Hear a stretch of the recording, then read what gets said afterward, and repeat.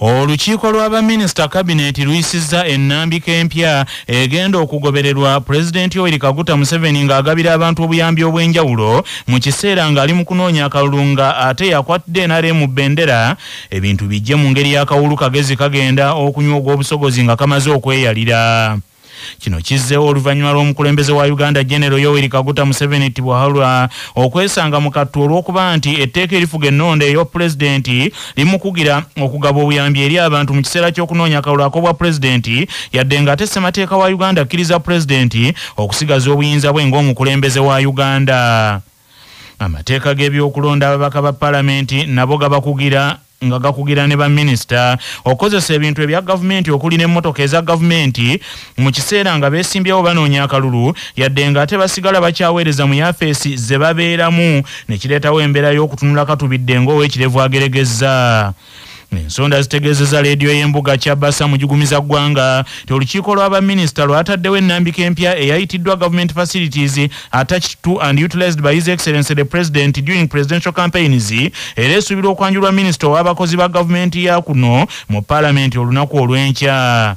Ensonda zigamba nti mu nnambika empya gavumenti eyagala pulezidenti addemu okuweebwa obuyinza okugabira obuyambi abantu nga bw'anaaba ayagala mu kiseera kino eky'ebyokulonda awatali kumukugira nga bwe kirambikiddwa mu tteeka erifuga okulondebwa kwa pulezidenti erya Presidential Elections Act.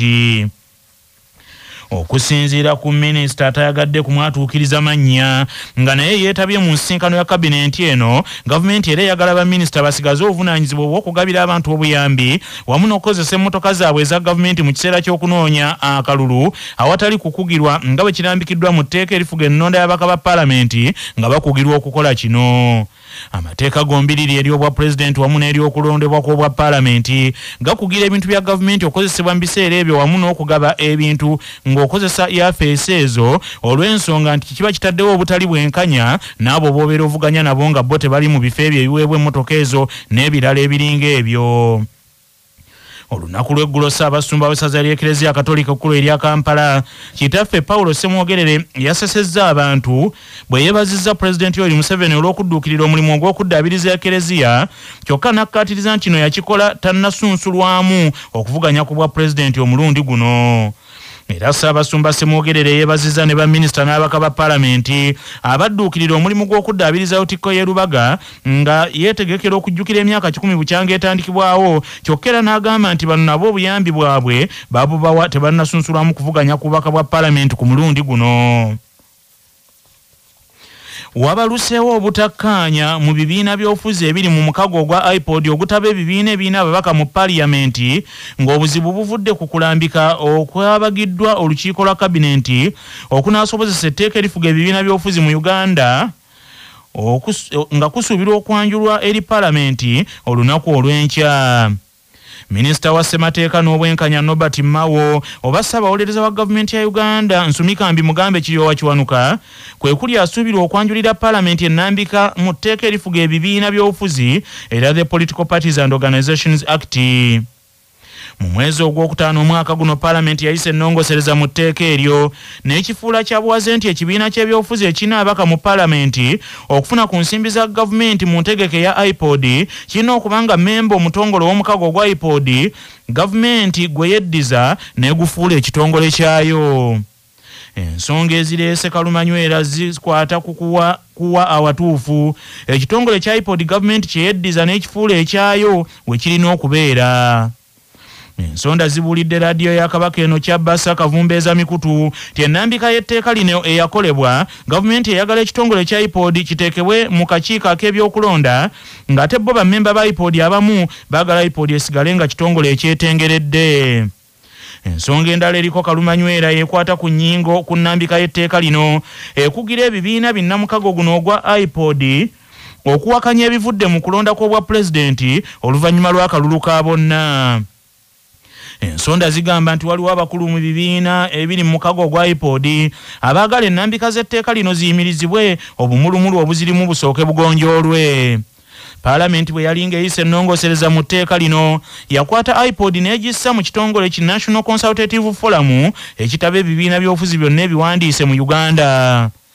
kakati abamu ku bammemba mu mukago gwa iPod baagala etteeka ly'ebibiina bino liddemu likolebwemu ennongoosereza iPod efulibwe ekitongole ekyetongodde ng'olukiiko lw'abapulezidenti ab'ebibiina by'obufuzi ebiri mu iPod nga bwe lwasalawo gye buvuddeko. CBS bwetuukiridde pulezidenti wa People's Progressive Party Abdul Saddam Gaira nga mmemba owa iPod okubaako kyayogera ku nsonga zino aliko by'atangazizza.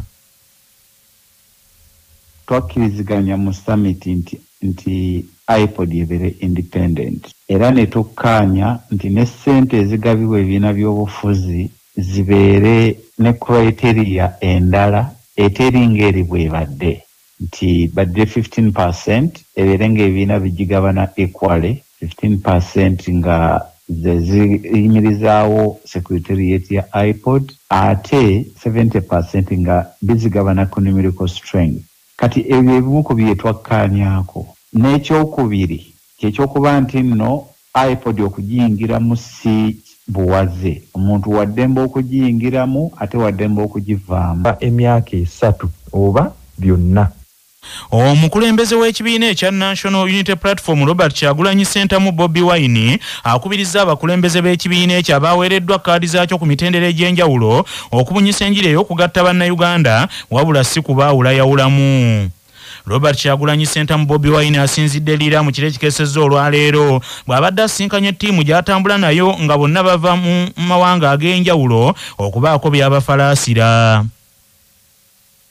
With a new vision of a better country. That's what I believe in. Anybody that criticizes that wants to use us against each other. And yet we are more resourceful to each other than a challenge to each other. Actually, that visit changed my whole perception and my entire message. Because I know that yes, we have a wonderful manifesto. We have good ideas for Uganda and all that. But all that cannot make sense if you're telling an ear that has been biased. Robert Kyagulanyi Ssentamu Bobi Wine olwaleero ali mu kibuga ky'e Lira gy'agenda okunoonyeza akalulu k'obwa pulezidenti. Abeesimbyewo abalala n'olwaleero bayingidde sabbiiti ey'okutaano nga banoonya akalulu nga buli omu ku bano 8 amatiza bannayuganda tigwe basaanidde okulonda ku bukulu. Akwatidde naale mu bbenderera nga yennyini ntebe w'ekibiina kino Jeno Yoweri Kaguta Museveni tibuhabulwa ali mu bitundu eby'Emmoloto ne Kotido ate Meja General Girigoli Mugisha Muntu Oyera owa Alliance for National Transformation ali Bunyangabu. Ye James Nathan Nandala Mafabi Majegere owa Forum for Democratic Change olwaleero asazeewo aluwummulemu ng'ate ye Elton Joseph Mabirizi wa Conservative Party agenda kusinkana abakungu ab'ekibiina kye bakube ettooki ku ngeri kampeyini gye zinaatambulamu ezisigadde gye zinaatambulamu n'okulaba engeri ze baakamalako gye zitambuddemu. Ye Frank Abulira Kabinga olwaleero aluwummudde ng'ayolekedde ensi eya Zambia okwetaba ku mikolo egy'ameefuga g'ensi eyo nga yayitiddwa pulezidenti wa Zambia Kayinde Ekirema akulira ekibiina ekiri mu buyinza United Party for National Development. Frank Abulira ono ennaku ezisinga obungi eza kampeyini azimaze mu kuwummulamu. Frank Abulira ategeezezza nti okuva e Zambia ajja kutongoza manifesto ye ku lw'omukaaga lwa sabbiiti eno.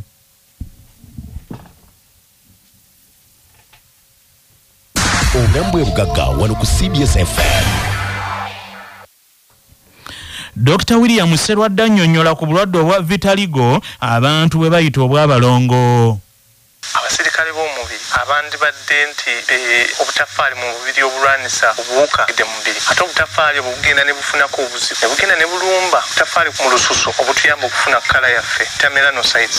Kati muno obutafaali bwe bulumba melanocytes ezo buzoonoona mpola mpola ekivaamu nga paati y'olususu eyo eba tekyalina butafaali buyita melanocytes. So omuntu oyinza omusanga awo naye ng'olususu lwe lwagadde okwefaananyizaamu ki kkala y'ekibatu kino obulwadde bwebwo.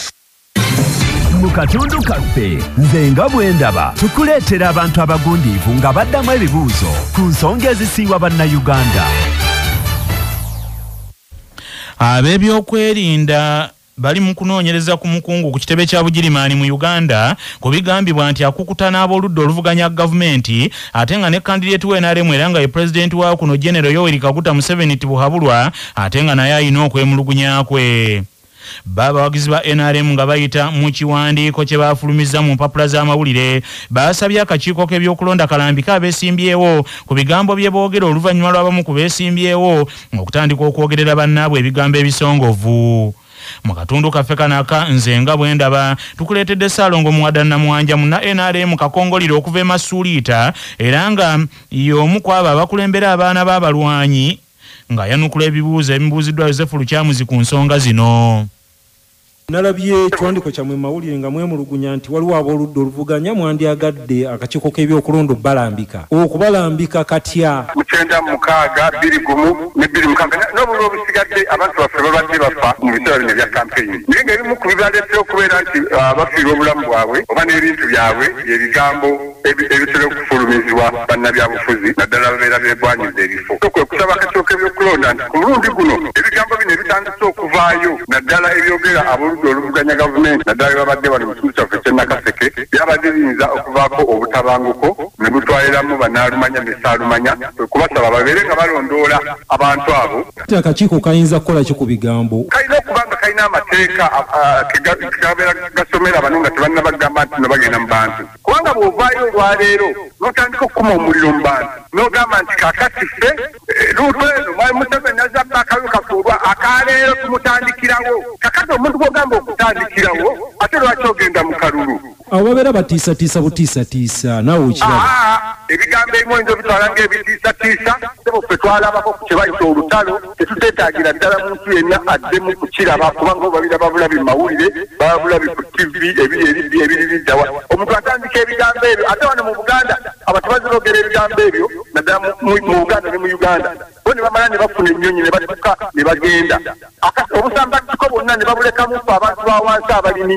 Akakiiko k'ebyokulonda kayinza kukola ki? Akakiiko k'ebyokulonda nga bwe kabeera nga ddala keetengeredde tewali ensonga yonna omuntu ajja okusaba ekifo oba ekifo kyonna ekyobukulembeze n'avaamu ebigambo ebiyinza okuviirako eggwanga obuzibu. Akakiiko kalina obuyinza obutazaamu omuntu omanye kirese wano obuzibu banadabufuzi okukinala ku bantu n'okukinala ku ggwanga kubeera nti abantu babatiitiirya.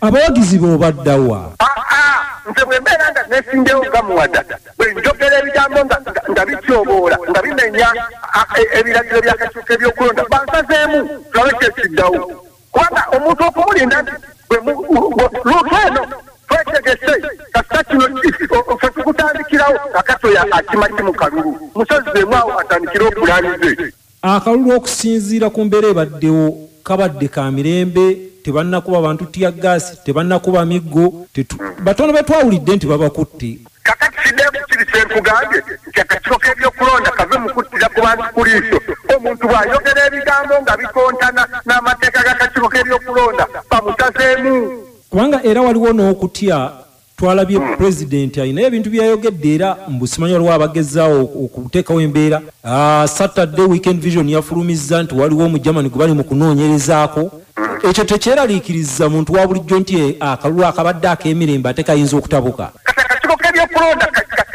kaveemu bino eby'okutaasira n'okwoza nti gundi w'amaanyi omuntu amenya ebiragiro nga bijja kwonoona eggwanga bijja kubaako obusambattuko mu ggwanga bamusazeemu anti n'okumusazaamu ate nakyo kisobola okuleetawo obusambattuko. Ate kati bw'aba byayogera agamba nti agenda kutandikirawo nga akalulu kawedire oli amaze okulaga nti nze akalulu ke ngenda mu sikaliini wabula ndi mu kukozesa mukisa nkwongereko abantu babeere polling station batandikiraawo kati omulinda gy'okutuuka eyo musazeemu tulabe eggwanga bwe likoma. Waliwo n'okubatuuza obutuuza ne mufuna abakulu mu kitundu ne babatuuza ne mubagamba nti naye omuntu mulamu bino yandibadde ate tabyogera. Twalabye wano ku mawulire nga omuganda waffe agenze akutte ebimuli ateeka ku ntaana y'obote. Abaganda wano tulina ekigamba nti osobola okusonyiwa naye teweerabira. Okubonaabona ekitundu kya Buganda